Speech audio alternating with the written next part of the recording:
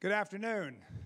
I'm Larry Pulley, Dean of William & Mary's Mason School of Business, and it is great to have a packed house here in the Brinkley Commons room at Allen B. Miller Hall, and to have a number of folks joining us online. We are having a great inaugural McGlothlin Leadership Forum.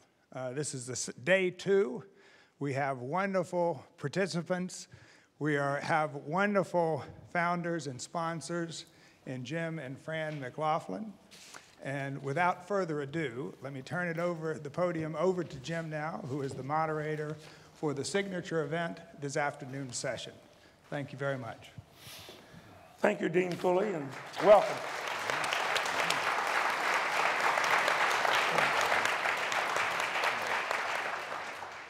We welcome you to the forum. I apologize for my voice.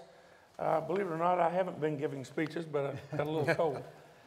Fran and I are delighted to sponsor this forum, the Leadership Forum, and I can't tell you how honored we are to have the 3 Leadership Forum fellows with us today.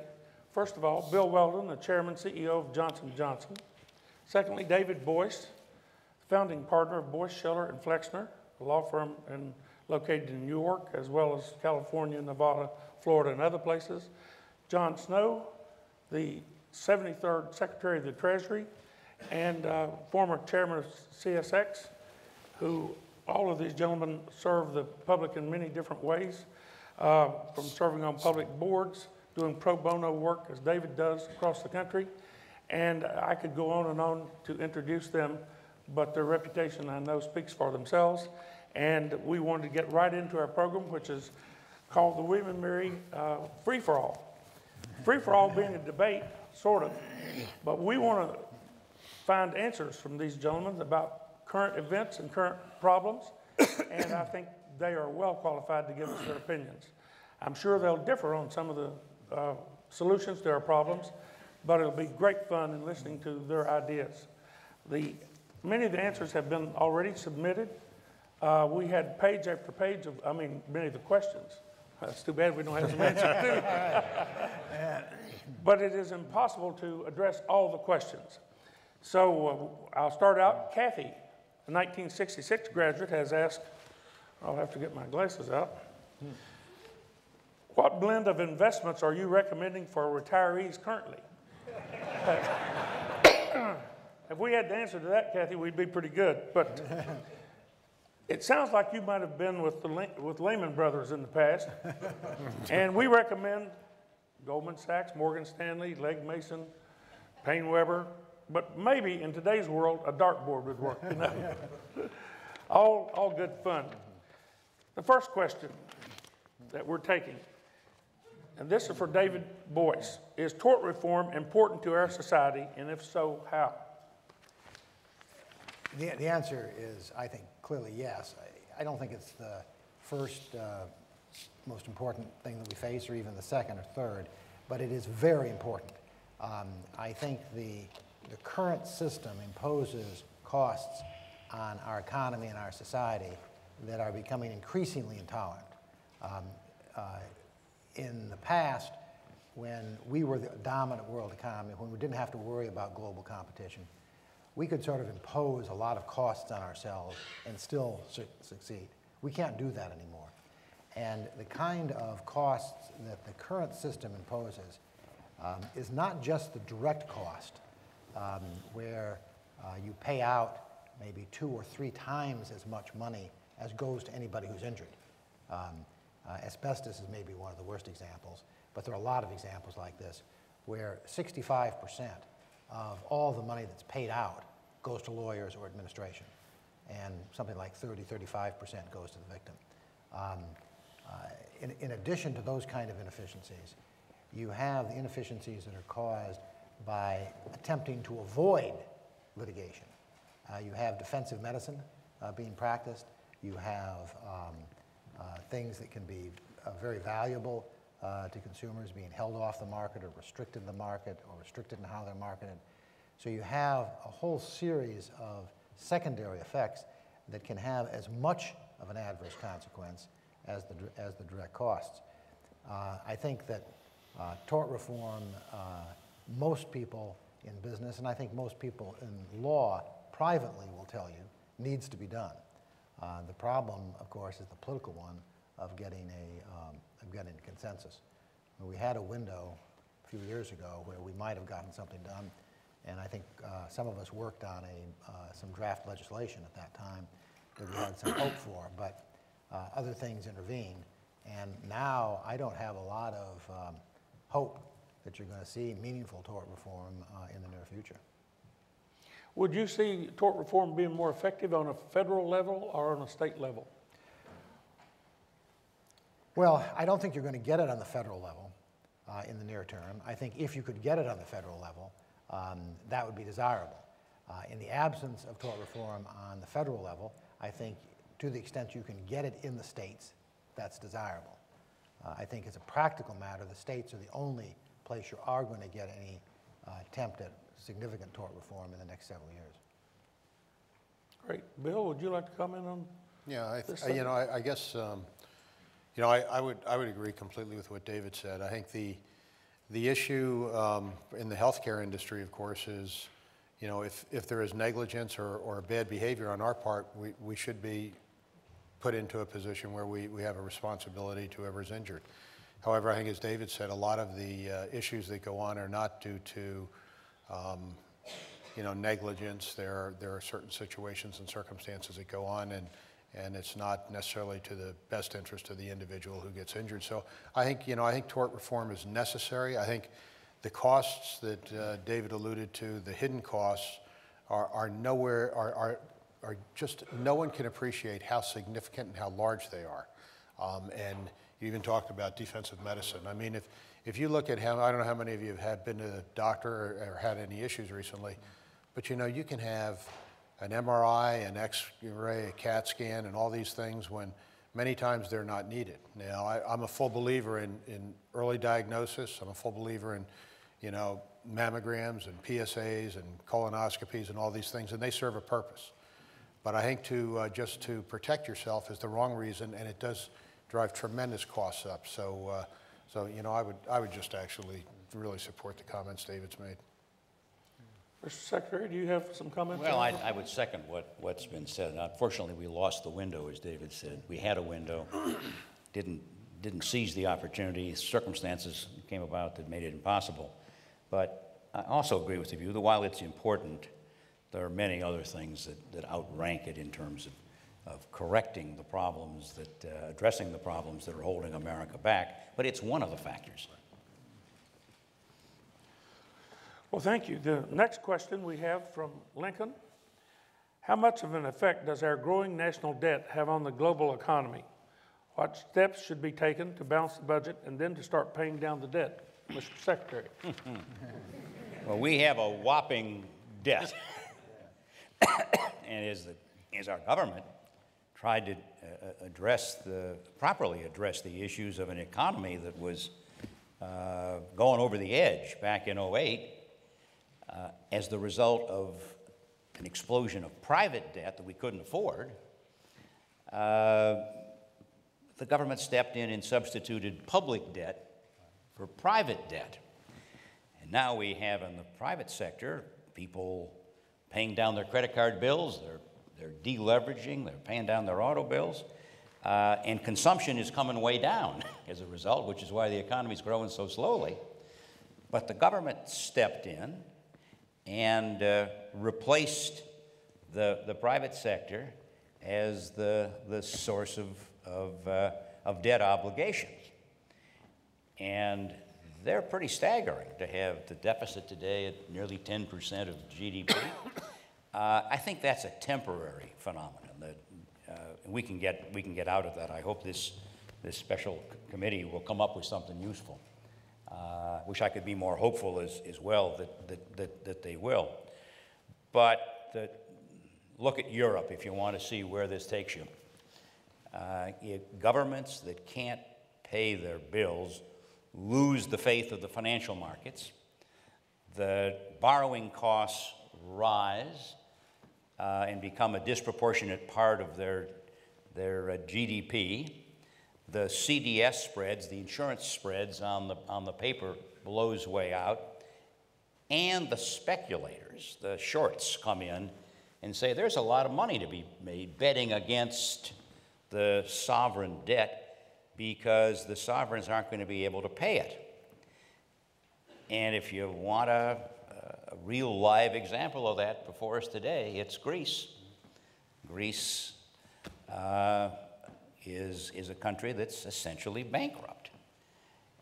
And the European leaders from the north are saying to Greece, if you'll take some austerity measures and try and pay down some of your debt to 50%, take haircuts of 50%, and engage in austerity programs to reduce your government obligations, we'll fund you.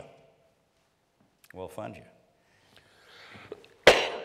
But the fact is, maybe 50% isn't enough, given the growth prospects for Greece.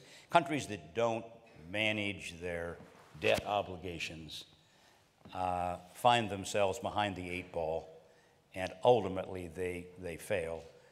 We just have to take the steps now to make sure we're not the Greece of a decade from now. David? The bad news is that we're going bankrupt as a country. The good news is that there are known ways to solve that problem. The bad news is that we are unable to do those things politically. When Lula, the president of Brazil, was leaving office, he was asked by a reporter, how did you manage this economic miracle in Brazil? You've got a 9th grade education. Not only did you not go to college, you didn't finish high school. You're a former steel worker. You've never had any experience in business or economics. How did you manage to do this? And he said, it was easy. Everybody knows what needs to be done. It's just that I was willing to do it. And we know what needs to be done. We need to reduce entitlement programs, and we need to increase revenue. We need to do that in massive ways, and we need to do it now. Everybody knows that. And yet, one side has elevated opposition to revenue enhancement to a principle of theology, and the other side has elevated no cuts in entitlement to an element of theology. And so you have two theologies confronting each other, as opposed to people sitting down and doing what everybody knows as a matter of economics we must do. Now, eventually, we're going to have to do it. And ideally, we would be able to get together and do it before we crash, before we actually end up like Greece or some other variant. I mean, we'll never probably be like Greece because we've got enough natural resources and agriculture to have sufficient exports to sort of bumble along. But we are going down the road of a second or third class economy and society if we can't solve our debt problem. Thank you. Bill? Yeah, there's not much to add. I mean, it is relatively simple, right? If you spend more than you take in, you got a problem. So, you know, we have to figure that out. And it's not just cut or get more, it's both. We have to deal with both of them. We've got to figure out where are the areas, the entitlements that we can deal without, or how do you look at other ways to reduce the expenditures, and how do you increase your revenue? And I think and part of the increase in revenue means you have to also pay down debt. You can't keep going. You know, if you increase revenue and you continue to borrow, you have a bigger problem. So it's not, you know, I think David said it, it's not hard to do.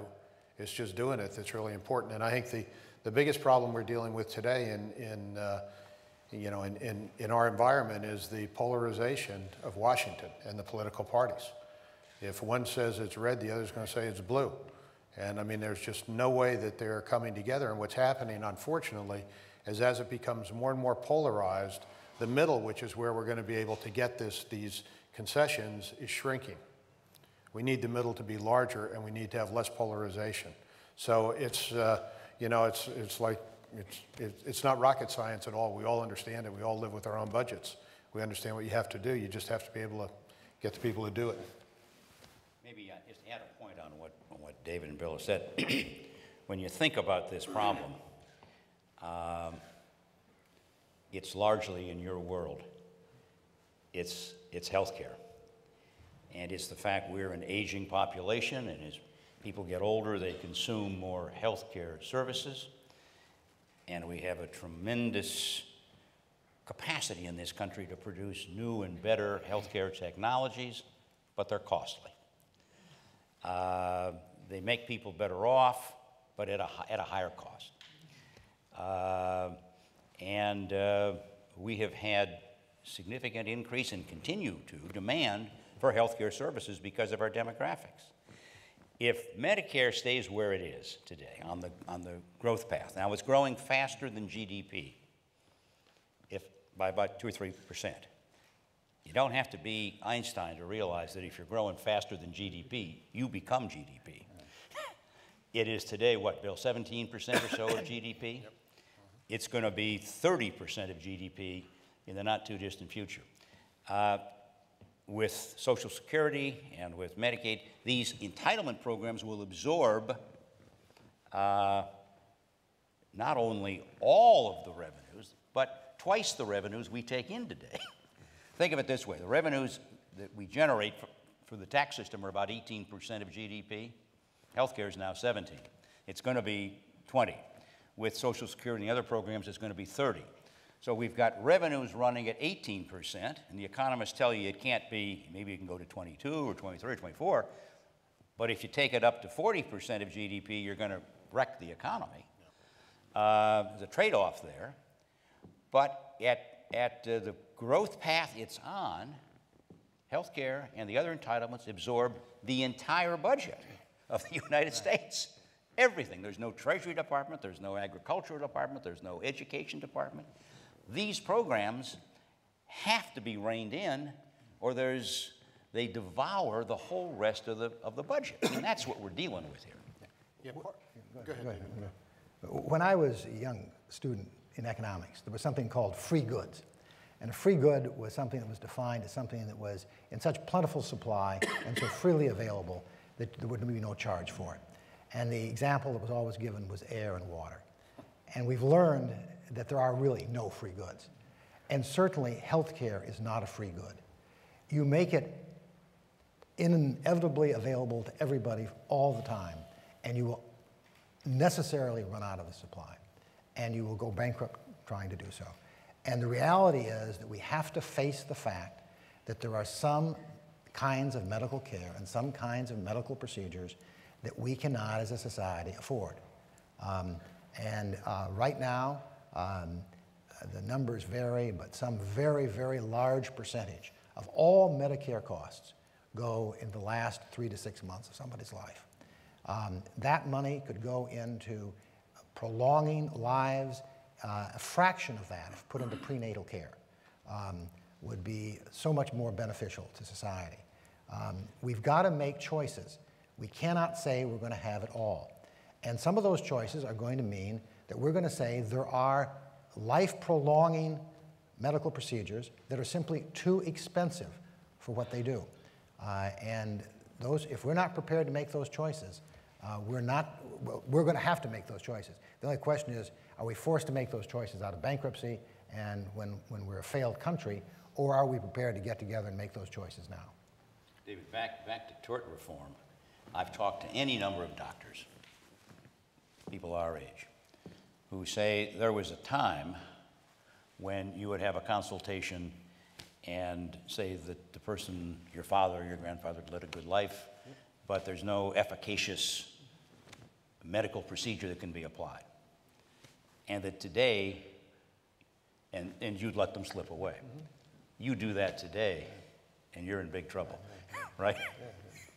But you know, there's a reason why the life expectancy has gone up to, is going up and up. And I think there are areas where we have to look at with healthcare, and the problem is the demographics are going against us. Everybody's aging. You get to over 65, and over 65, I think the cost of healthcare is about 5 times greater than people under 65. Everybody wants to live longer, wants to live better, wants to live healthier. And I think you're right. You have to make these. They're really tough choices to make. I think end of life is a really important one that you alluded to, and you have to look at that. But what you have now is you have technology that's moving forward that is offering options to people and opportunities to advance. demographics are working in the wrong direction. Everybody's getting older and wants to live healthier. And I think we have to look at, you know, what are the underlying costs and how do you move this forward? And it's going to take us into a whole bunch of different dimensions. One is the regulatory environment, which actually increases cost dramatically. Another one is the whole area of health, wellness, and prevention. I happen to believe that we're never going to win the healthcare battle that everyone would like us to win of reducing costs as demographics go up and up and up, and technology gets better and better and better to address certain needs that are going to make people live longer and live healthier. But the other side of that is, how do you address it before it becomes a problem? I think we have to get into the youth of today, and we have to help people understand that you need to watch your diet, you need to exercise, you need to stay healthy. You need to make sure that on the diagnostic side, you do go out and have checkups. 2/3 of all people that die from cancer in the United States today are preventable through early detection and early intervention. If you don't go out and have these things done, the cost over time is going to be so much greater. The other thing is we have to continue to invest in R&D in a way that says, if you look at a patient 20 years ago, if you had HIV, you died. It was a death sentence. Today, it's a chronic disease. Tomorrow, hopefully, we'll find a cure for it, which will make it that much better. The other thing is, if you look at 60 to 70% of our healthcare costs are in basically 5 chronic diseases. If we can deal with metabolic disease, cardiovascular disease, cancer, CNS, and the arthritides, many of which are tied to obesity, which is in epidemic proportions in this country, we're going to be able to deal with a lot of these. Every one of those, almost every one of those diseases are tied to obesity and poor lifestyle. So there's lots of ways to address this, but I think we have to get underneath it, and then I think there's the issue of the R&D investment that's necessary, the regulatory environment, and the tax environment. And every one of these is going to be an underlying cause. We do have to rein in healthcare costs. I'm not going to debate that. I think it's critically important we do it. But it's as with the healthcare reform. Everybody does need healthcare. There's nobody in this industry that would say access should be there for everybody. But the question is at the affordability side, and how do what do you charge, and what is the reasonable way of doing this, and how do you face into the tough decisions? I lived in the UK, and when I lived there, the UK government decided at that point in time that if you were 55 years old, your life was not worth it, they would not pay for dialysis. I don't think we want to get there, but we do have to make tough decisions. To further this question a little bit, ballpark, how would you go about solving this debt crisis in the next 10 years by reducing expenditures through a reduction in entitlements and increase in revenues or deductions, elimination of deductions, Mr. Secretary? Well, first of all, Jim, I think we got to start with slowing the growth rate. You don't have to cut Medicare and cut Social Security, but you got to get the growth rate down below the growth rate of GDP, or else, as I said earlier, it becomes the GDP. So if we could take two percentage points off of the growth rate of these entitlement programs, we'd make huge, over time, the unfunded liabilities. The unfunded liabilities that the statisticians calculate on healthcare and on Social Security are something on the order of, the GDP of the United States is about 14 trillion. The unfunded liabilities, the present value of all those future liabilities, the gap between the revenues and the expenses is about $90 trillion. Now, that's 5 to 6 times what the GDP is. No country can survive with debt levels 6 times what their GDP is. So we've got to start by slowing the rate of growth. And I dislike it when people talk about cutting, because you don't really have to cut. You got to slow the growth rate. You scare people when you say cutting Social Security or cutting Medicare. Social Security is really easy. It's very simple arithmetic on Social Security. We set that program up in the 30s when there were 16 workers for every retiree, and when life expectancy was about 65 for a working male. Today, life expectancy is much longer, so people live after they retire for a much longer time, draw their Social Security for many, many more years. And we've gone from 16 people contributing to it to 2.5. And when the baby boomers conclude leaving the workforce, it's going to be 2. Well, you can make sense of 16 people or even 6 people paying in to support one. You can't 2 paying in for everyone who's retired. So we've got to retire a little later, and well-off people need to take smaller benefits. And if you do that, Social Security is solved. Medicare is it's the real nut. It's the really hard one to deal with for the reasons that David and Bill went through earlier. Demand just keeps growing for medical services. And an aging population and expensive but good technologies drive costs. And finding a break on that. The only break I've been able to think of that makes any sense, going back to my economics training, as the dean had at the University of Virginia, which is still a respectable place even here in Williamsburg, is to get people to appreciate better the marginal cost of the services they're receiving. Most of us don't ever think about the cost of the medical services we get because somebody else is paying it. And this third-party payment system where we as the consumer never look at the cost.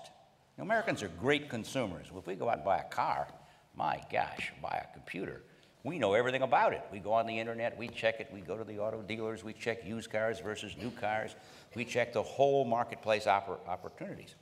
But in healthcare, well, we're not as skilled at buying healthcare, but we don't even ask. We don't tell you a quick story on that. I was on a talk show years ago with one of the leading commentators in America. I was making this sort of pitch, and we're walking off the show afterwards, and he said, you might have a point there. And I said, really? Why do you say that? He said, well, I was in to get my physical recently, and at the end of the physical, the doctor called me in and says, you look great. You're terrific. I can't say anything. You're going to be 90 for sure. But I did forget to give you one test. I don't think the test makes much difference, but do you want to take it? And he said to me, I thought to myself, my employer, the major media company, is paying for it. Why not? Right. Why not? We don't have the same sort of break on the same sort of rational process for getting health care that we have for getting most of the other things we get. John, let me tell another story. I don't know if John remembers this. You and Mike Levitt and I had dinner one night. Right. When you were, Mike was the head of, he was the secretary of HHS, and John was the secretary of Treasury, and we had dinner.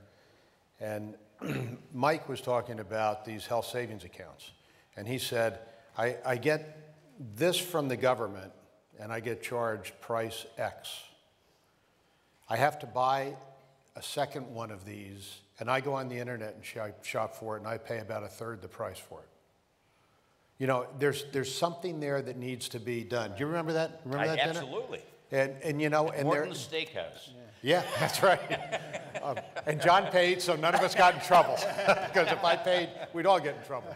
But it really is, and that's exactly right. And I think it's the point that we're all trying to make, is there are logical, sensible ways to deal with it. David Walker's written some great articles.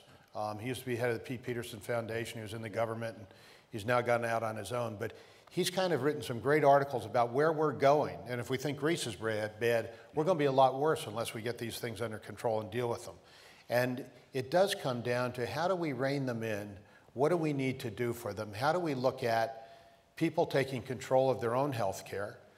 Do we look at it that there's a means testing that says probably the 4 of us shouldn't be being paid for and getting services from Social Security, Medicare, or Medicaid, or Medicare, I guess, that would reduce a lot of expenses.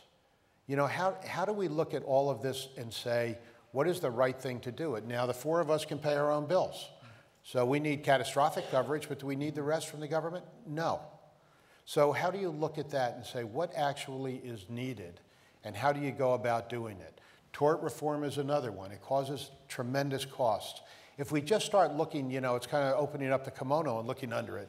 There are huge opportunities for us to advance things in a very positive way that will allow healthcare to improve and costs to go down. And I think it's absolutely possible to be able to do this. But you have to be willing to look at it and understand, how do you drive this in the right direction? From your perspective, David, what would you do to increase revenues if that were part of the equation?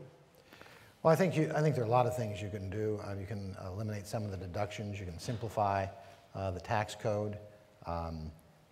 You can increase rates, marginal rates in some cases. I think you could do some trade-offs between some of these and reducing payroll taxes, for example. You could have a, whether you call it a national sales tax or consumption tax or VAT, something that taxes what we would like to constrain a little bit, which is savings, and not what we would like to encourage, which is employment. I mean, the idea is that we all know you tax something, you get less of it. You subsidize something, you get more of it. What are we taxing more than anything else? We're taxing employment. If you earn a living, you pay much more than if you get your income some other way. And that's backwards. So, I mean, there are a lot of ways, I think, that we could improve the revenue enhancement without creating inequities. You know, I think you could overhaul the whole tax code, again, in so many ways. And, you know, one of the things that is a very hot topic in Washington today is repatriation of all this money that's overseas. Now repatriation, there's about $1 trillion to $1.5 trillion the companies have overseas because of the ways that our tax laws are written. 4 years ago, the government allowed repatriation, which came back to the government. Companies brought money back at 5.25%, and then was to use the money to, and it didn't accomplish all the things the government would like, but it was what the government allowed companies to do. But it did cause a mini, you know, stimulus. If you look at whether you're paying dividends, buying back stock, or doing other things, that's helping to stimulate the economy. But repatriation for repatriation's sake is not the answer. The answer is overhauling the code so that you get repatriation, which brings a bolus of money into the country. But then you have to look at it, and how do you reform the rest of the tax laws?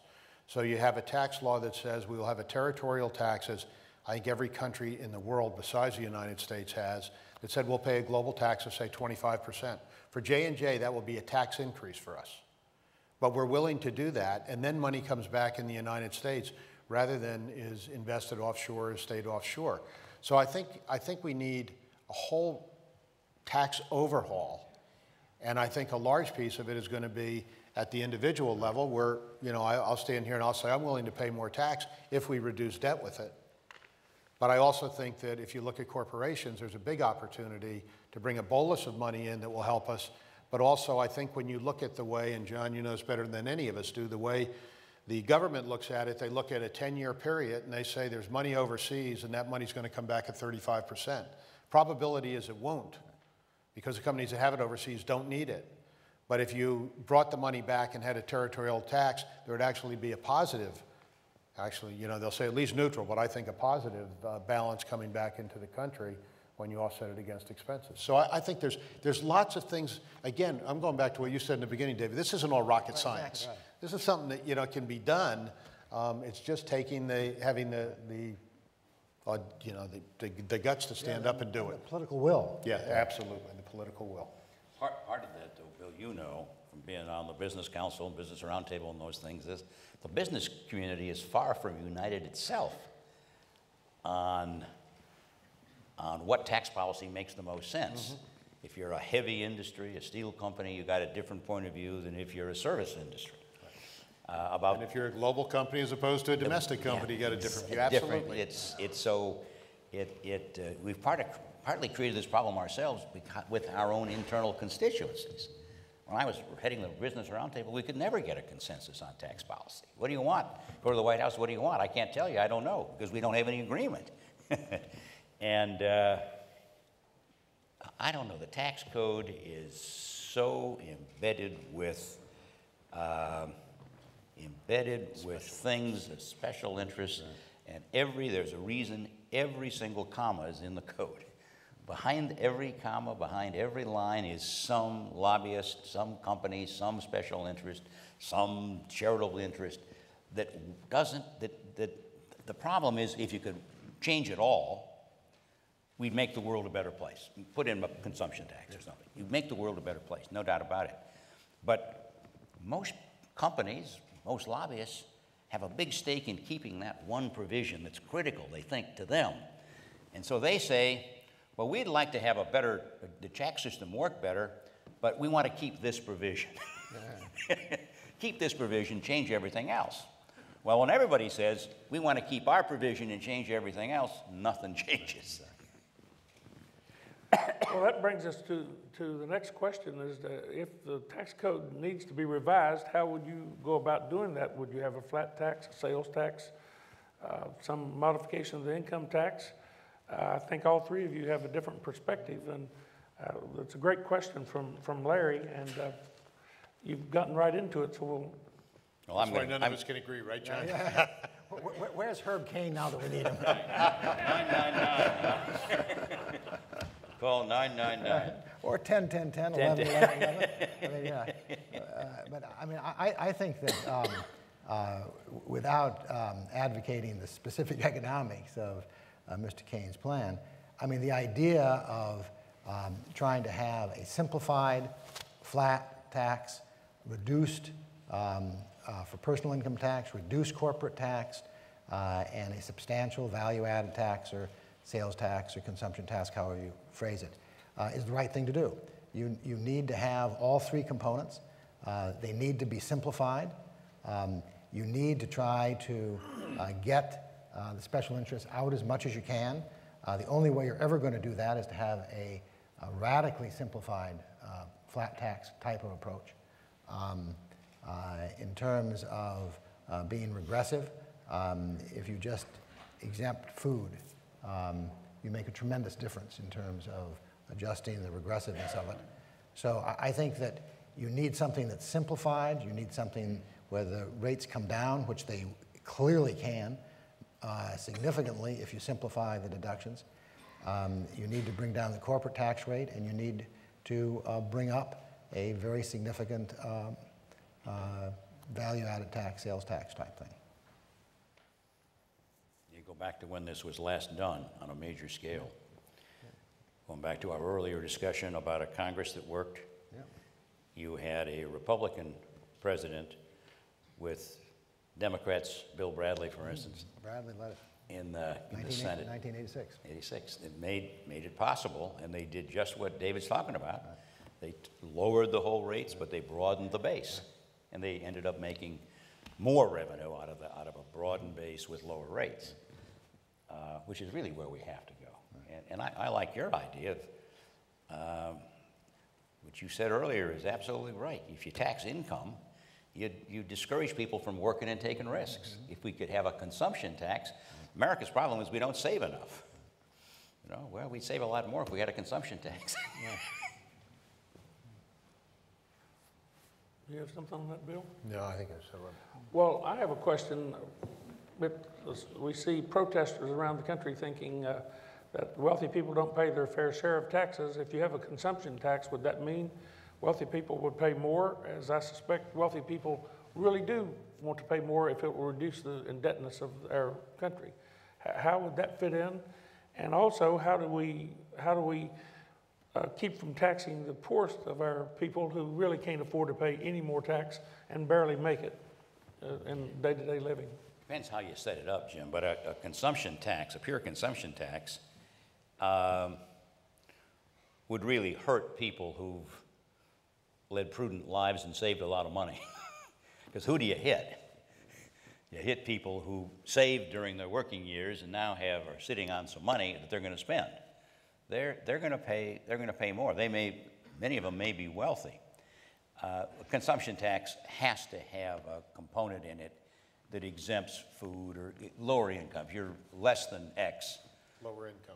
Lower income. You've got to exempt lower income people because it's very regressive on the things people with low income most need: food, shelter, transportation. So I think it's administratively very difficult to exempt low income people, but I think you can accomplish what you need to accomplish by exempting certain items like food, maybe clothing up to a certain price point that allow it to become a non-regressive tax. One of the things that has been discussed in circles that I've been involved in is a tax on gasoline. At $4, at $100 a barrel, people were still willing to buy gasoline, and we didn't see much protest about it. When it gets down to $80 a barrel, if we put a 20 cents per gallon tax, that would be roughly $8 or $9 a barrel. It's clear to me that that would be a tax on almost everyone in the country, and it wouldn't be that offensive since people are already just paying at the $100 level. And if we don't put that tax on, it seems pretty obvious that that money is going to flow to foreign countries who we import it from. So I'd love your opinion about that. Jim, I think one of the hardest things to get through is a gasoline tax, given the rigidities of political viewpoints. People really resent gas taxes, and they resent the price of their fuel going up. And if you're in Montana and your commute is 120 miles, you know, between the town where you live and the town where you work, and you drive 90 miles an hour between those 2 points on highways that have no other cars, boy, you don't want a higher gas tax. And that's sort of the problem, the politics of getting it. It's a wonderful idea. We should. It's a wonderful idea. I embrace it. But getting it through the political maelstrom is really is everybody, all politicians end up not wanting, because it's what hits average people the hardest, is that gas tax. They see it, they feel it. Viscerally. Right. I think that's right. I mean, I think it ought to be done. We ought to do it. People have known we ought to do it for a long time. It's political third rail. I mean, nobody can afford to. How about tax on tobacco? Well, tax on tobacco has worked pretty well. But see, the thing there is that the tax on tobacco worked because people believed that we really needed to discourage people from using tobacco. And the so-called sin taxes tend to work because people are willing to pay those because they believe that there's something guilty about doing it. But you know, gasoline is viewed. We all believe we've got an inherent. It's kind of like right. healthcare. It's an inherent right to it. Inherent right to have it. You're You've right. got an inherent right to have it. And in fact, I mean, the cost it imposes on society in all sorts of ways, environmental and otherwise, mean that if you really believed in market economies, you would have a tax. Because any time that the costs of an activity exceed what the people engaged in the activity are paying for it, you need to have a tax to balance it out. But politically, I just don't see it happening. Okay. From Laura, we have a question from New Mexico. Is America's focus on small business beneficial to the economy? Will small businesses be able to compete in an increasingly global marketplace? Yeah, I think the focus on small business is very important, but the reality of it is big business creates jobs for small business.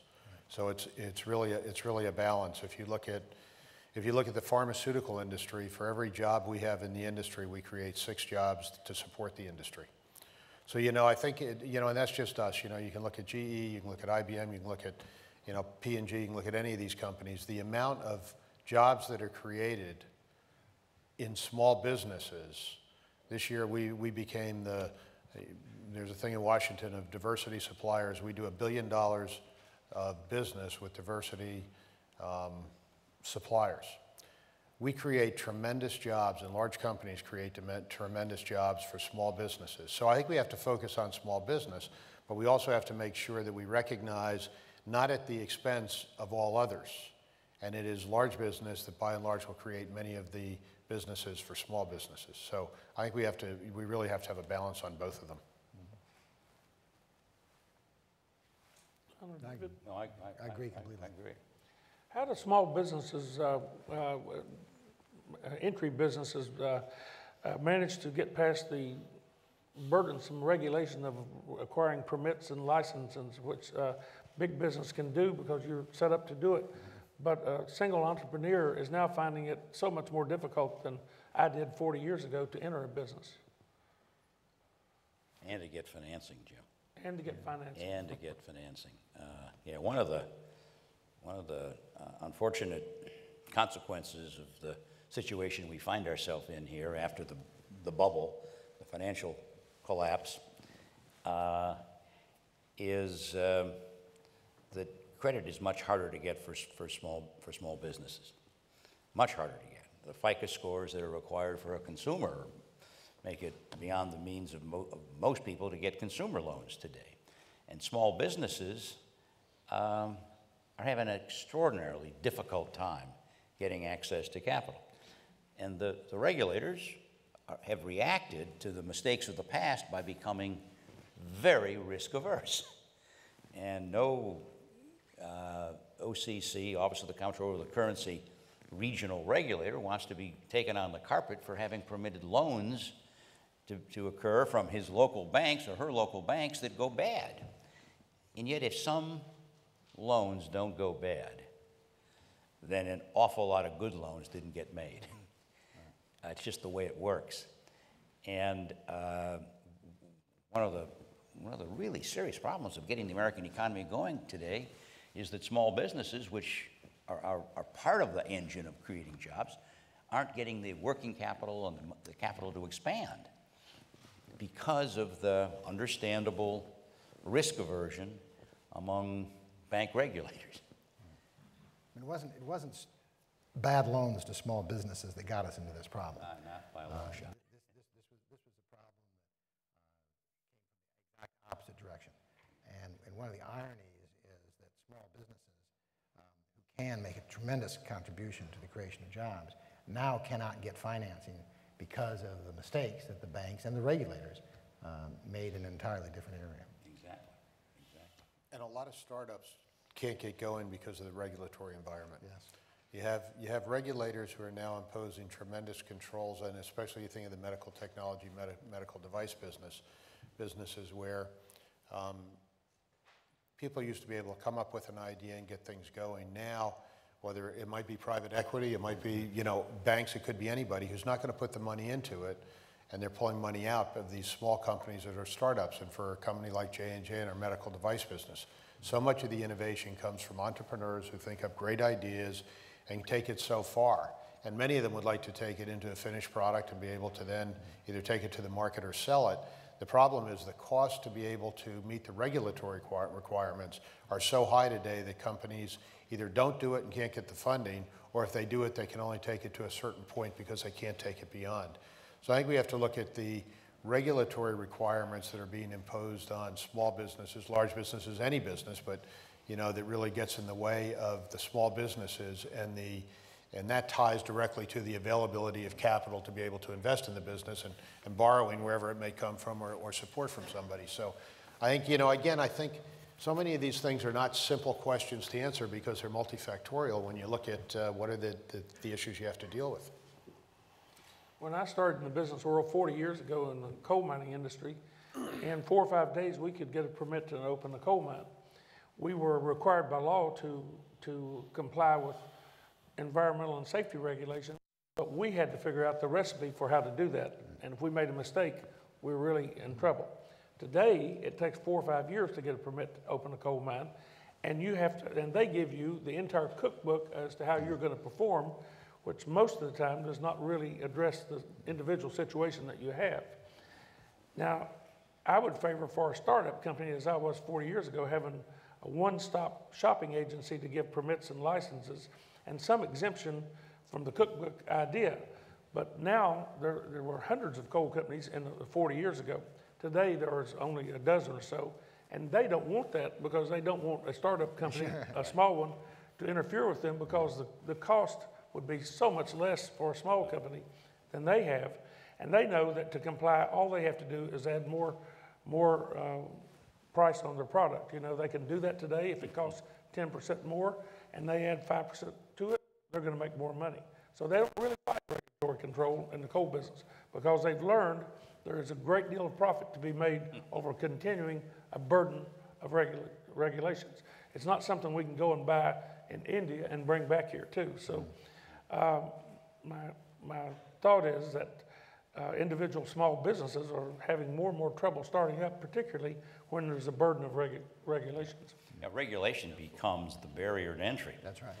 Right, exactly right. And the entrenched firms like barriers to entry. They encourage barriers to entry.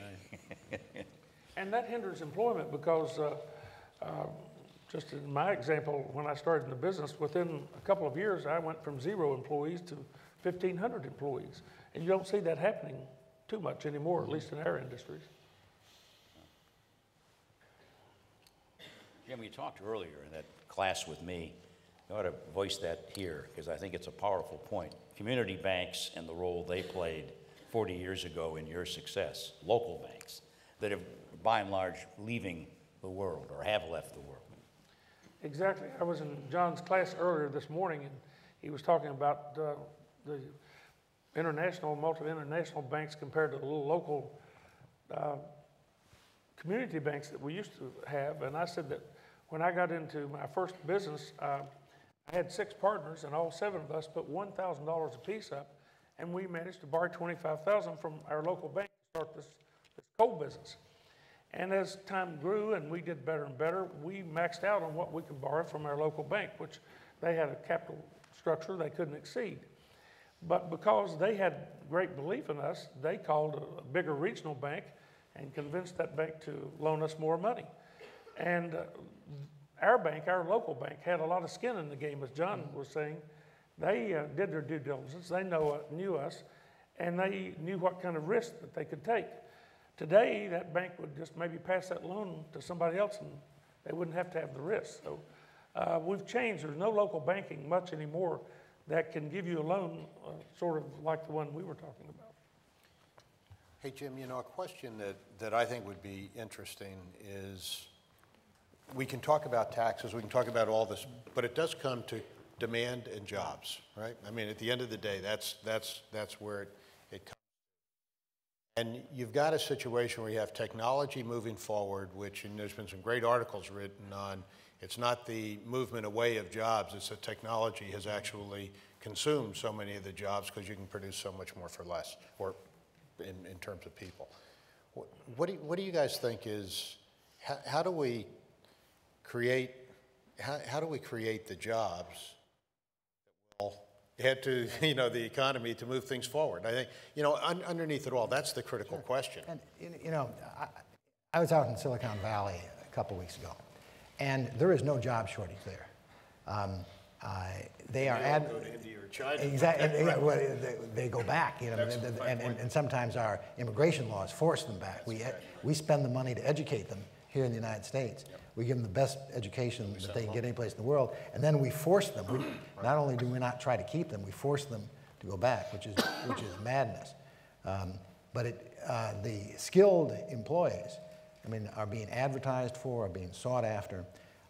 To a large extent, if we can educate people, if we can improve the educational system and get more people into the kinds of jobs that there's a demand for, we can solve a lot of the unemployment problem. A lot of the unemployment problem comes from a slow economy, but a lot of it comes from people are just not matched to the places where we need people. And we've got the greatest higher educational system in the world still. But secondary and elementary school level, we're lagging behind a lot of countries.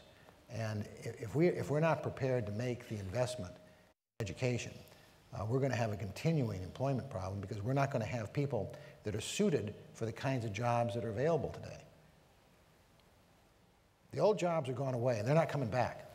And if we're not educating people for the jobs that are going to be for the future. And we're not. Yeah, That's the problem. And we're not. Across America, I know in the coal industry, $40 an hour jobs go begging. We still need thousands of people working in that industry. Mm-hmm. But it is a high-tech industry now compared to shoveling coal 40 years ago, or 100 years ago. Yeah. Well, following that question, we have Andrea from Colorado asking a question. She said, we keep saying in the news that America is no longer in a recession. and the economy is growing, yet unemployment is high, home foreclosures continue to climb, the political response is more fierce than ever. Republicans and Democrats differ. Democrats want to raise taxes on the rich, and Republicans are fighting the Democrats on that one. How are we going to have a consensus of opinion and resolve this problem politically? Boy, Jim, that's the $64 question, isn't it? We'll get there eventually because we're going to have a crisis. And the question is, can we get there before we that's have a it. crisis? And, Are we and, going to and be able that's the to, fundamental question. Can we get there before we have a crisis, David? We will eventually solve it. We always react well to a crisis. Yeah, right. We always exactly. react But well. how do And in put it fact, on? we always overreact to a Yeah, crisis. We overreact. But, you know, you can see why there's such discontent among the electorate. Yeah.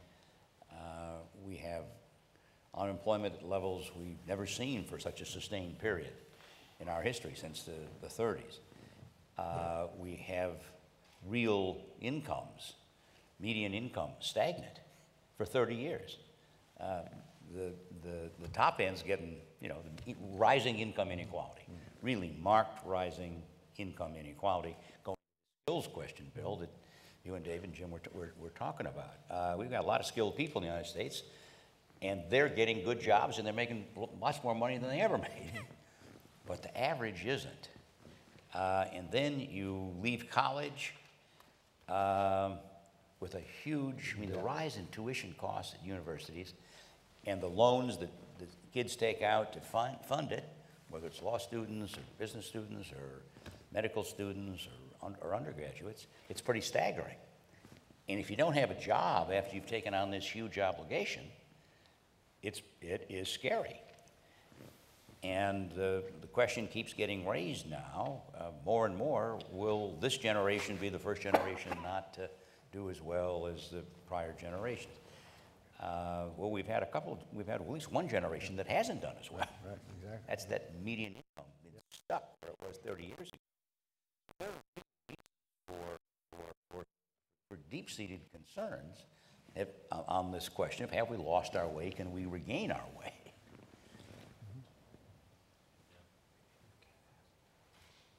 And and it's got to be, Well, think, Bill, over the years, people came to the United States from Ireland or from Greece or from Germany or from Italy or somewhere. They got here, and many of them didn't speak English.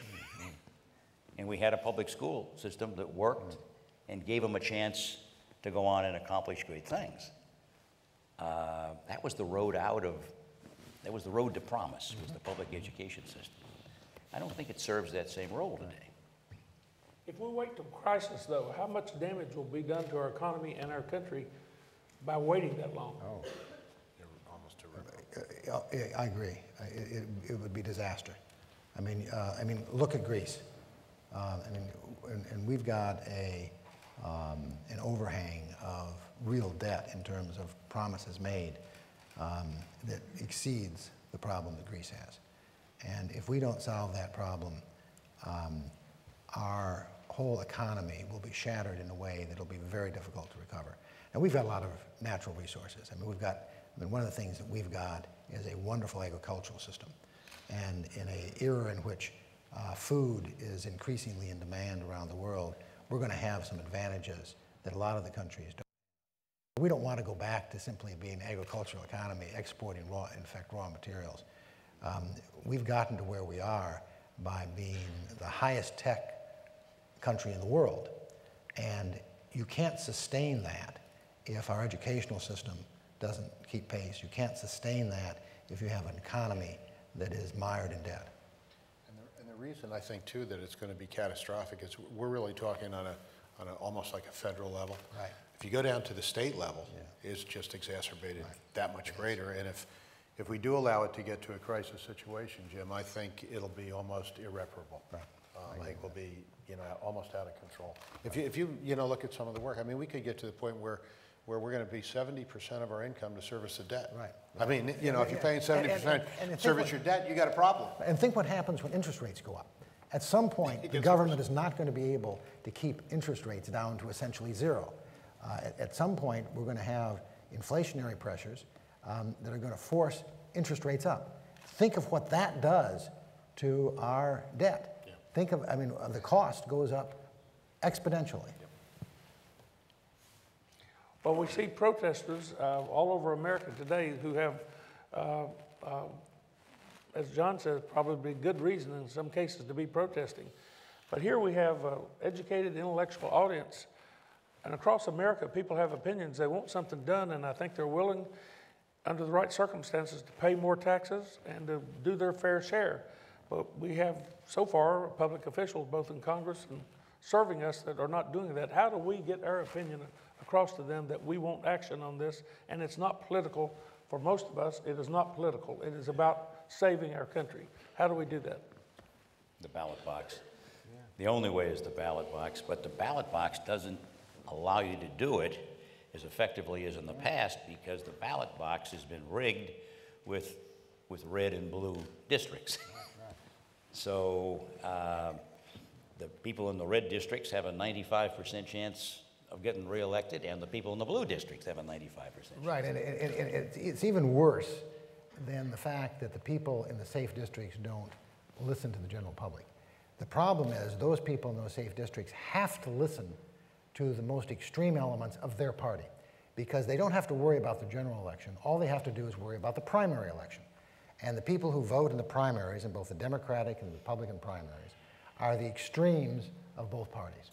And so in those safe districts, those people not only don't have to listen to the other party, they have to listen to the most extreme elements in their party. Or what happens to Senator Bennett in Utah. Somebody who I don't think anybody on this table would have accused of being a liberal, okay? He's thrown out of office in the Republican primary because the Tea Party activists think he's not right enough. And when people have to worry about those kind of challenges, it pushes everybody in a safe district, which are larger and larger percentage, because more and more are getting gerrymandered that way, to the extremes of both parties. And so you get people in Congress, not all of them, but enough of a block to stop something that elevates policy disagreements to illustrations of theology. You and I have common mutual friends in the Senate who will tell you, I can win any general election, right, but I'm really vulnerable in a primary. Absolutely right. Absolutely right. I'll win the general, right, but I'm vulnerable in a primary. Right. And those are the people you want to keep in the Congress. Yeah. And it didn't used to be that way. I mean, the number of times that an incumbent got challenged successfully in a primary was minuscule. But you've got the Tea Party on the right, and you've got Occupy Wall Street on the left, and both of them are reacting to the same kind of anger. I mean, they're coming at it from different solutions, but they're all facing the fact of this disaster that's happened in the country, the sense that they've been hurt, the people responsible haven't borne their fair share, and that the government isn't listening to them. They're both protest movements. Mm-hmm. Both protest movements. Both, and we've had protest movements over time. Right. Remember the know-nothings? Oh, yeah. But there was usually something clear about it, much clearer about it. Now it's somewhat abstract. It's that, it's hard for me to understand what are the Wall Street protesters asking for. They're against a lot of things, but what is it? It's the same issue I think we struggle with, is how do you solve the problem, right? And I look out to the future and I say, and looming ahead is an aging population, a reduction in immigration, and a smaller workforce, which is what you were talking about before, John, which makes it look even more harder out that way. But it really, I want to know, it's kind of what do they want and what can we do? And you're right, they're polarized over here, all kind of with the same frustration I think we all experience. Yeah. I really think that what the people really want is more certainty. If you went ahead and reduced the expenditures in the federal government and you increased the revenues by whatever measures you were going to do, and we saw that was a solution to our debt, I think businesses would take on more risk and we would go forward. Right now, we're in limbo and nobody knows what's going to happen. So it'd be better for both political parties to get this over with and agree. And for the country. If you had that kind of grand bargain, businesses would know what was going to happen. I think people would, the stock market would go up, demand would go up, businesses would start hiring. Everybody knows, as we've all said before, what we need to do. The problem is to get these, I think, minority, but nevertheless very vocal and powerful extreme groups to cooperate and allow this thing to happen. If you've got somebody out there that's saying, we got to solve the problem, but we're not going to have any revenue enhancements, the problem's not going to get solved. If you've got somebody out there saying, we've got to solve the problem, but we're not going to cut entitlements, the problem's not going to be solved. Unless we're prepared to do both of those things in substantial degrees, we're not going to solve the problem. Not small steps, we just have to do this. It's got to be a big step. It's certainty and transparency. Right.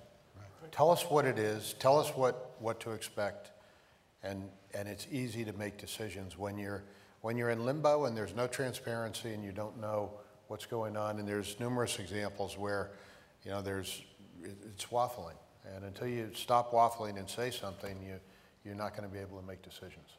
My thought is that thousands of men and women have laid down their lives for this country in wars. This is not hard stuff compared to that. Right, yeah. We should be able to do this. Right. And we have a failure of leadership when we're not getting it done. Well, moving to a more personal thing, I think you have a shareholder somewhere out here, Bill. I hope I have more than one. Johnson & Johnson has relatively diverse product lines. When the day comes for you to step down, how will you go about choosing a successor? Huh. There you go. Well, fortunately, the board will choose a successor. I won't, so that makes it easy. No, there was a great article written, I think, in the Harvard Business Review recently by A.G. Lafley as to what A.G. went through in P&G, and it's multiple years of processes of looking at individuals, both internal or external. You want to have the best person go into the organization. I said a decade ago when I became CEO, my toughest job would be to put the next person in my seat. Because you don't, and you guys understand, you don't really understand the responsibilities you have until you look at it and you say, I'm responsible now for putting someone in a seat who's going to take care of 115,000 employees and their families, and the millions and billions of people that we literally touch every day. It's a really humbling, experience. But I think it really comes down to, the people whether they're internal or external. I think the board has to get to know these people. And I do believe that the leadership of the future will be greatly different than the leadership of today. The demands are going to be very, very different. The demands over the 10 years I've been here have changed just, dramatically. So, we've been going through the process, and, the J&J process always is we look at, we go through the steps, we bring people into an office of the chairman. There's 3 of us in it now, and we continue to look at these people and see how they're going to do, and at the appropriate time, the board will make a decision as to who it'll be, and hopefully you make the right decision. But it is a lot of work. It is something that probably more than anything else that boards do, they take seriously as succession planning of the CEO. And actually, I think John was on the board when they selected me, so I don't know how seriously they took it or whether they're pleased or not, but you do, and you go through this process, and it is a board process, and it takes a really protracted time to make sure you've dotted your I's, crossed your T's, and at the end of the day, you hope you've made the right decision, and it's like raising a child, right? You only find out after the fact, so you do the best, and that's what we'll do. Fortunately, at J&J, we've only had 6 CEOs. We've never gone outside, and we have some extraordinary people, and it's interesting. I had dinner with Warren Buffett one night, and he said to me, Bill, you're going to be there for 7 more years, right? And I said, no. And he said, but you have to look me in the eye and tell me that, and Warren's a huge shareholder of J&J. He said, you have to look me in the eye and tell me that the person you put in the job will be better than you when you leave, or I don't want you to leave. So the person and I told him, I said, there's no doubt whoever we put in the job will be much better than I ever was, so we can be comfortable with that. So it's a process. Thank you. Jim, let me just make a comment. Having served on the board at the time that that Bill was selected to succeed Ralph Larson, and he ran a wonderful process. I think the board gets a pat on the back for having made a terrific selection. Thank you. John, you might remember I was on the board when you were elected chairman. CSX. And we did a good job. That's going to cost me, I think. Yeah. A question for all three of you. What role do you believe businesses and special interest groups play in the election of public officials? And is that a positive or negative effect on our society? David, you're the closest to that. Well, I mean, I think they play an important role. I think, depending on how you define special interest groups, I think they play a very positive role, because I think businesses and I think most what I would think of as special interest groups are more in the middle than they are in the extreme. They have their own interests. That's why they're called special interest groups. But they have also a knowledge that in order for them to succeed, the country has to succeed. And they tend to be practical and pragmatic, and hence you can compromise with them, and they tend not to be theological. The people who you cannot compromise with are the intense theological believers who believe that any cut in entitlements is somehow a violation of basic principle, or any increase in revenue is basically a violation of basic principle. Those people, you can't. So I think the more you can get people who have an interest in this country, and business clearly does, involved, and I include labor in that too. You get business and labor involved in the elections.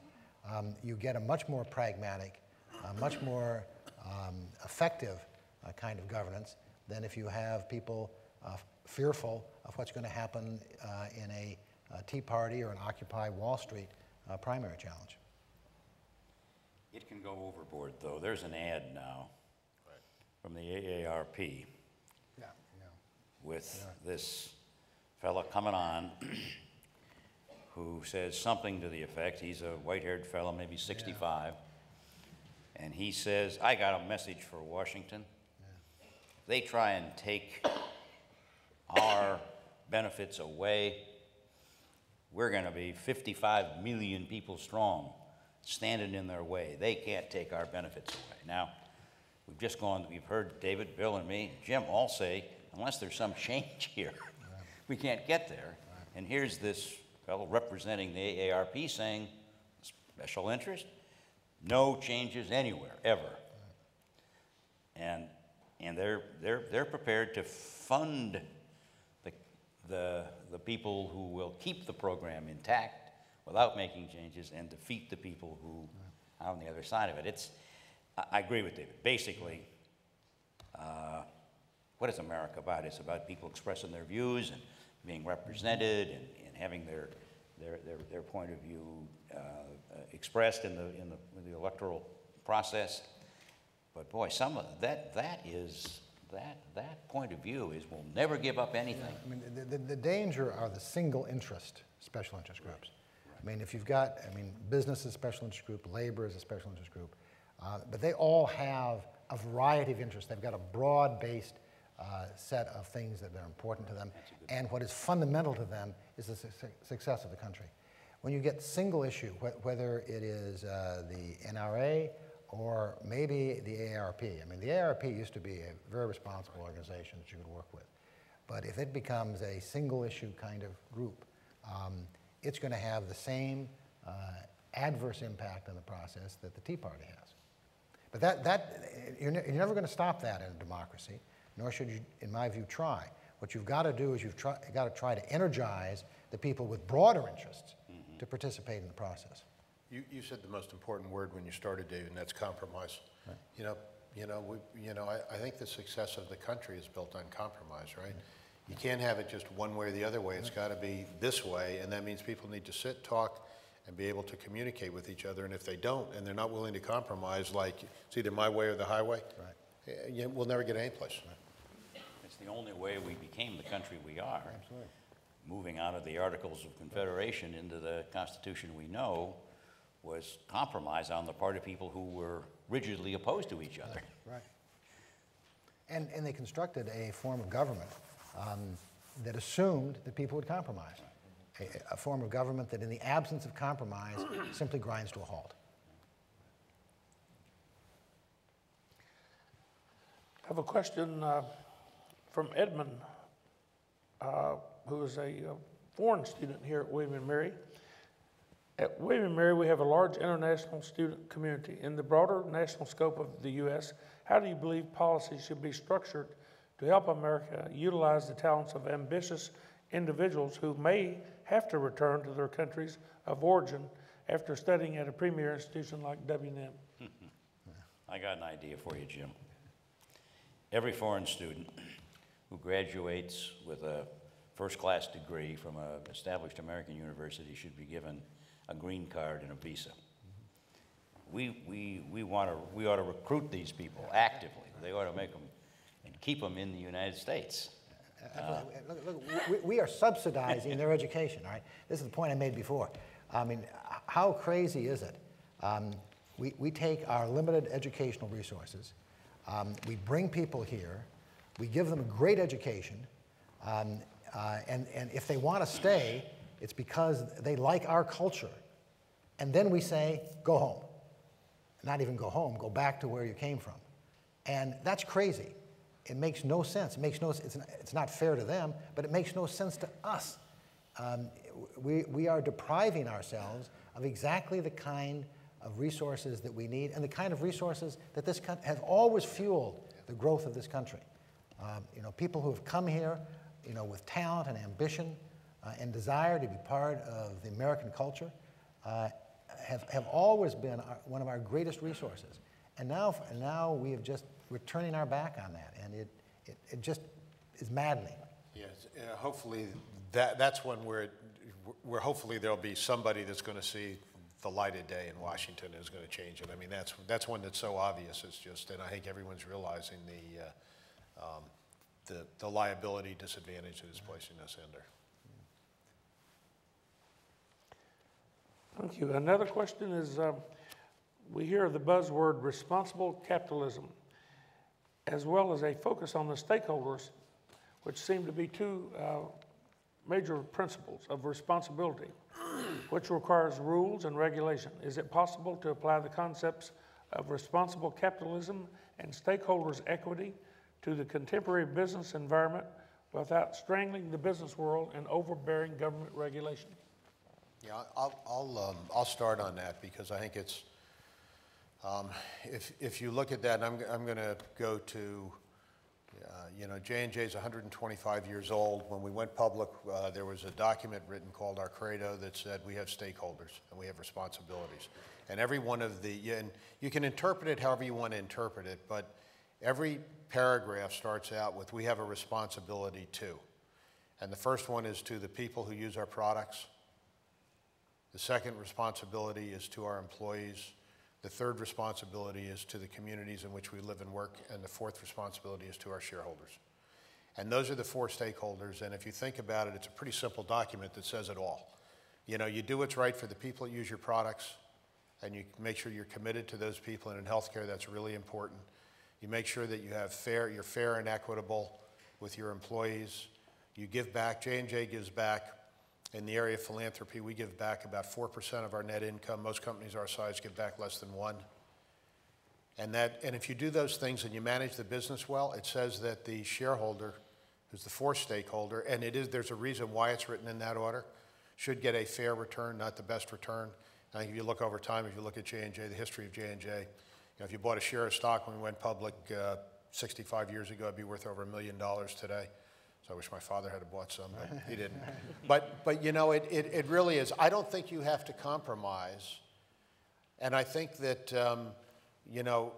the commitment to stakeholders and to fair and equitable behavior and ethics and capitalism and all, I don't think, in today's environment, I don't think it's any different than it's ever been. There may be different fluxes and movements, but the The environment, I think, if you do the right things and you set your priorities right, and you have ethical, good, honest, forthright behavior, I think the rest fall into place. So, you know, I just, as you can tell, you know, it's kind of the backbone of who we are at J&J, and I feel strongly about it. But, you know, and that document hasn't changed in 65 years, almost 70 years. We've updated it, but we have not changed responsibilities, stakeholders, and behaviors.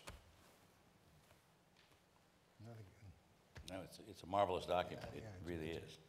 Not much to add to that, is it? I don't think there's anything. Entrepreneurship is the cornerstone of our nation and the most powerful force in economic advancement. What are your thoughts on what innovation and entrepreneurship looks like in tomorrow's USA? I think you ought to answer that. You're the entrepreneur. Well, I would say the most difficult thing for a businessman is to change his philosophy over a period of long years, as I've certainly had and most of you have. And one of the most important things for me was to hire younger people who had a out-of-the-box different viewpoint and brought new ideas, new technology to our companies. And our success was always in new ideas, new innovations, new way to do things. Mm-hmm. So I don't know what it will look like tomorrow, but I know it will have a lot of the students from this school and others who will be supporting entrepreneurs with new ideas, new techniques, new technology. And we need educated people from our educational system from here and all across America, all over the world, if we're going to survive in the United States. Jim, a question that comes up here, what's the role of first-rate academic institutions like this in promoting understanding of entrepreneurship and creating entrepreneurship? In other words, is entrepreneurship some sort of a DNA-based innate set of talents and skills, or is it something that isn't partly innate but also can be learned and acted on? Can you teach entrepreneurship? Can you create entrepreneurs? Is it subject to the influence of? Well, I asked the dean. Is there a professor of entrepreneurship here at the school? Okay. How far can we go in pushing that idea? Because, you know, you get a real debate on that. It's a great question. And no matter what we teach, I think there does have to be a certain little gene in most people in order to do this. I do too. Yeah. I do too. I think you've got to have some innate desire, ability, inclination towards it. But I think you can teach techniques. You can teach techniques that help you implement that teach you how to do it. And I think there are a lot more people with the ability to be entrepreneurs than are ever taught to be entrepreneurs. At the end of the day, the entrepreneur has to be comfortable with risk. Exactly. If you're not comfortable with risk, that's the one thing. Right. That's it. No matter what your DNA, no matter what your makeup is, if you're not comfortable with risk, and you've taken lots of them, you can be an entrepreneur, but I'm not sure you can be a successful entrepreneur. There was a fellow who was my counterpart when I was at Treasury at number 11, Gordon Brown. And Gordon Brown was a great admirer of he succeeded eventually Blair and became the prime minister. But at this time he was the finance minister, the chancellor as they call him. And he was fascinated by American entrepreneurship and by the fact that America had a culture that was more hospitable, more encouraging for risk-taking and for entrepreneurship generally. And this isn't the Steve Jobs of the world. This is people who will open a laundry. You know, this is people who will set up a retail store of some kind. This is people who will engage in business. And he always kept saying to me, what makes America different this way? And we had a conference on this, bringing in American entrepreneurs and bringing in UK entrepreneurs. And went off to Birmingham, England, and then we came to New York and had this 4 or 5 of these conferences. And I never could put my finger on it, but there's culturally a difference. People in the United States are more historically willing to go out and take a chance running a business. But there's a temperament for the entrepreneur. He's going to fail and he's going to get up and go again. And America has a culture that lets people fail and go better than almost any other place in the world.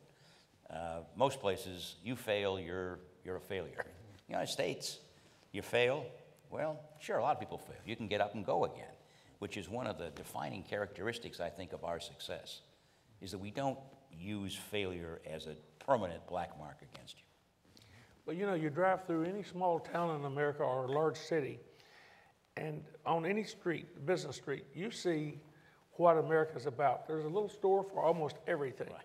And if it's not there, it'll be here tomorrow. Yeah. And that's sometimes retired people who've always dreamed of owning their own business. Sometimes it's young people starting out.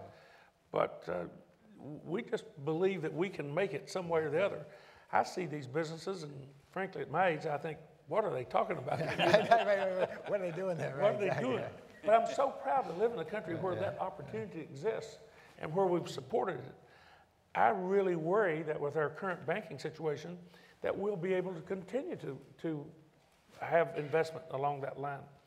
Now, the entrepreneur that maybe we're talking about at the level, I was a risk taker when I was really young and didn't have very much. The older I get and the more I had, the less risk taking I was willing to undergo, which is, you know, that's just true of where we come in life. But we need younger people to be entrepreneurs who think out of the box and who are willing to take risks and who can be joined by other young people who will make this work no matter how hard it is.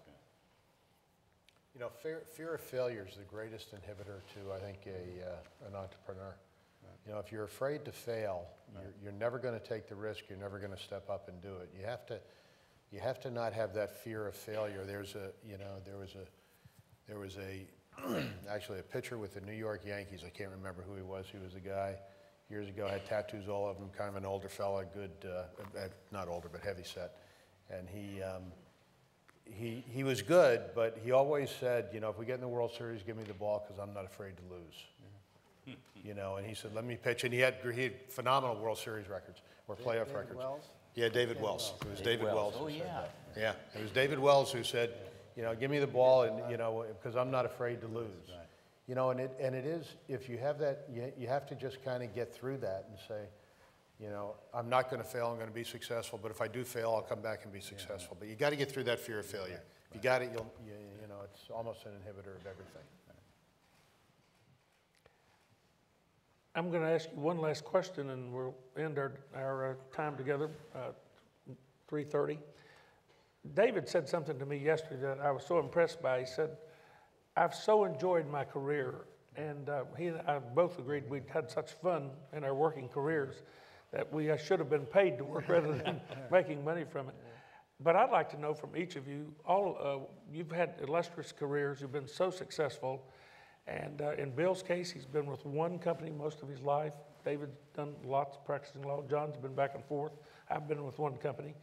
What is the highlight of your career, Mr. Secretary? And I know you're proud of many things, but what gave you the most enjoyment in your long career? You know, this might surprise you, Jim, but I think the most fun I ever had was as a young assistant professor of economics. You know, it really was. I Must have been the pay. It didn't make a lot of money, but I had a class of at 8 o'clock in the morning of 500 students. The University of Maryland this was, and then repeated this at 9 o'clock. And I knew if I didn't give them a pretty good, you know, show, they were going to turn their tape recorders on. There'd be nobody in this big auditorium. But then you started to get into this world, you know, you all have occupied, of of really thinking hard about where's the world, how can economists make a difference? How do you solve, in those days, these sort of fundamental underlying problems in economics? Price theory is where I spent my time, not macro. And it was just a delight. And then a friend of, I practiced law for a while in Washington, and that was fun, but it was more fun going to the government. Going to the government, I'd urge you all to think about it. I spent a short time there in the government, first as a lawyer and then in the policy arena in my mid-30s. And when I was practicing law, you were basically carrying the briefcases for the senior lawyers. When I got to the department, I was trying the cases against them. Turned out I was a better lawyer than I thought I was. You know? And then went into policy, and there's nothing actually more fun than being in a government position. It's always contentious, people on all sides, and you're making your arguments, you're going to the Congress, you're going to the courts, you're influencing the body of law that everybody else lives with. Was really, to me, and I thought we got some good results out of all that. It was the most satisfying thing. Running a big company is the ultimate in a way. That's what Bill does. He'll talk about that. But government service is itself deeply rewarding, deeply frustrating in some ways because it's so hard to get anything done, but deeply rewarding too. David? I've got 6 children, and I'd be hard-pressed to tell you which one is my favorite. And I've done so many things that I've enjoyed that I'm really hard-pressed. I was thinking when John was talking.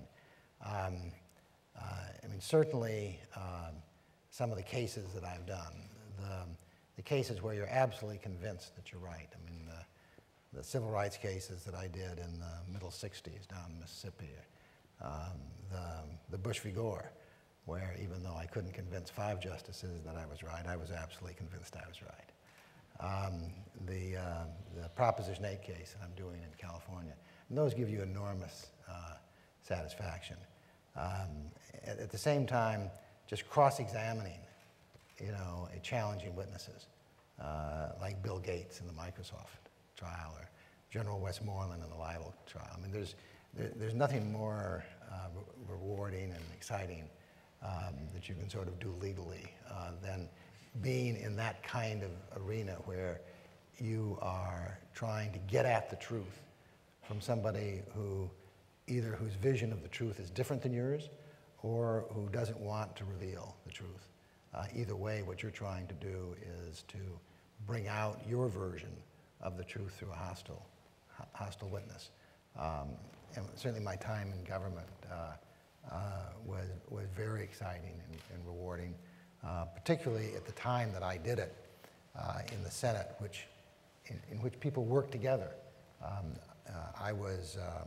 I'd been selected by Ted Kennedy, who was chairman of the Judiciary Committee, but I worked very closely with Paul Laxalt, who was there, and Senator Simpson, and other people on the other side of the aisle who were dedicated senators and who you could sit and talk and work with.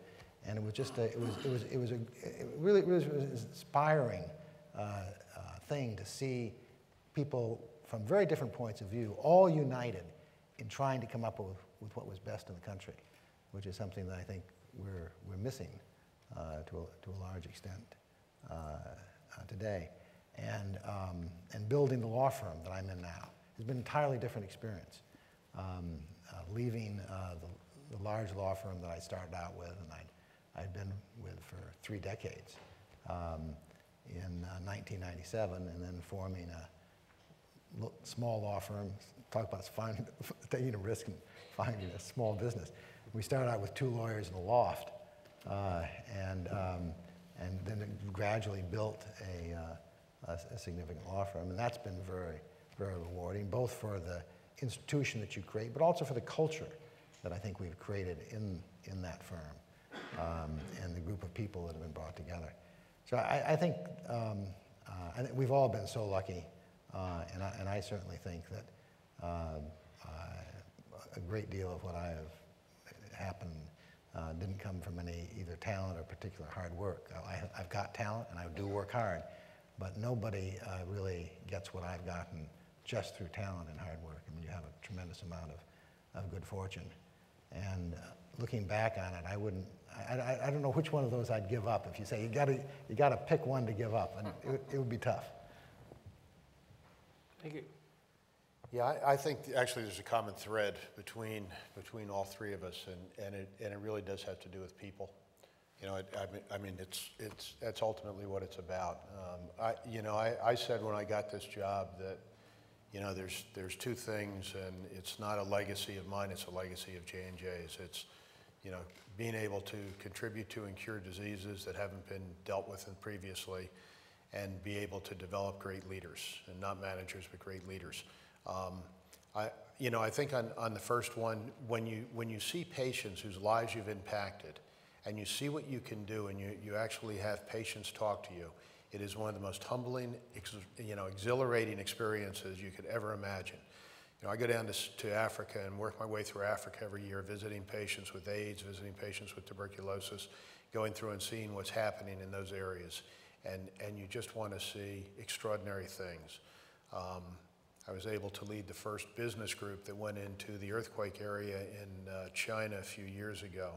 And the Chinese government went in, and then the US government and the business people from the US, we got together and said, I'll lead the business, and the government came in, and we went up there, and you saw, you know, the resiliency of the people. I said this to Win Jianbao when I got back, the resiliency of the people and the impact you have just by going there, showing them an interest and showing a concern. You just see the impact you have on people, and it is about people. So, you know, it's the one side of the impacts we can have on people's lives, the extraordinary things we see. To me, there's nothing more rewarding than that. The other side of that is the second thing that I said, and in retrospect, it is the small impact you have on people's lives who have been successful, wherever they may be, in government or, you know, I was talking to a young lady the other night, and she was saying about this company, Stryker, that we compete with, and she said, oh, I shouldn't say that. I said, no, the guy who runs Stryker worked for me, and he's a very close friend. You know, they're not, it's people whose lives you've impacted in a small way that have accomplished great things. So to me, it's about people. And the third one is my family. I mean, you know, there's nothing better than family, right? But I think you see these impacts, and you just get exhilarated and excited about the ability to have touched some people, to have affected some people, you know, and to really, and that's what to me, you know, always keeps me going, is going out, meeting with the young folks I met with earlier today. That to me is, you know, is just exhilarating and exciting, and being fortunate in the position I'm in to be able to do those things. And so to me, you know, the most rewarding aspect of all of this is, you know, is really having been able to affect people's lives in one way or another, and the ability to have worked with extraordinary people. Thank you, Bill. And I want to say one thing about everybody on this stage. And this is a message of hope to all of you young students who know that we have difficulty with our government, we have difficult economic times, and we seem to be in crisis. But none of the four of us were born into a family with a silver spoon, and I know that most of us, I think all of us, I can say safely, worked during college. David worked all night long in law school at a motel. I don't know when he slept, but we are an example of people who lived with the Cuban Missile Crisis, the Vietnam War, a president that had to resign, and yet in our times, the business community was probably not anywhere near as vibrant as it is right now. There is multiple opportunities for your success as young students. I think there is great hope for you. And we have talked about the problems, but there are so many great things about our country. And I think the four of us are living examples that there is great opportunity for success. No matter how you were born, how you started, get a great education, go out there and work hard, believe in the system, and you will be rewarded. And I speak on behalf of our fellows, the forum fellows today, and myself. We thank you so much for being a part of this program and for coming in and listening to our three very articulate speakers. Thank you very much.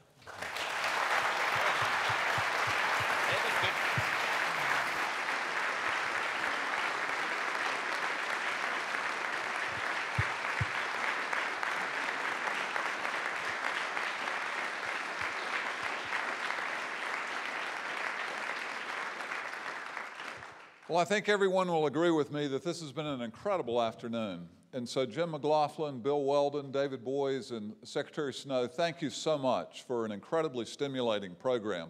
You know, as I listened to them, it occurred to me, Larry, we need to make a DVD of this afternoon's program. We need to make 536 copies. We'll send one to the White House, the other 535 to every member of Congress and the Senate.